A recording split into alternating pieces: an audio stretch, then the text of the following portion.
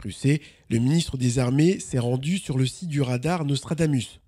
Installée et exploitée par l'ONERA, cette installation unique est capable de détecter des menaces à plusieurs milliers de kilomètres, qu'il s'agisse de missiles hypervéloces ou de ballons stratosphériques. Le ministre a découvert les infrastructures, les antennes et les souterrains du site avant d'assister à plusieurs présentations sur les capacités de détection et d'interception. Face à la multiplication des menaces balistiques en Russie comme au Moyen-Orient, Sébastien Lecornu a annoncé un premier investissement de 2 millions d'euros pour relancer le projet Nostradamus. Et donc au fond, ce site, il était sur feu doux. L'ONERA tenait les compétences, je remercie les équipes, mais au fond, là, il y avait quand même quelque chose d'un peu surprenant, c'est de dire, nous, on a des besoins, mais on a quelque chose qui est sur feu doux, c'est-à-dire à l'état, au fond, non pas de recherche fondamentale. Vous voyez bien qu'on n'est pas sur la recherche fondamentale, on est déjà sur des choses qui sont très appliquées.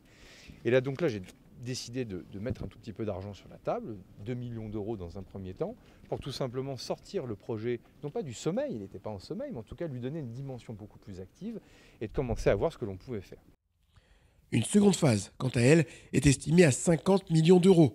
Objectif, renforcer la souveraineté française et européenne en réduisant la dépense au système d'alerte américain. Pour le ministre, la visite en Eure-et-Loir confirme l'importance stratégique du site de Crucé dans la défense nationale et dans la coopération européenne.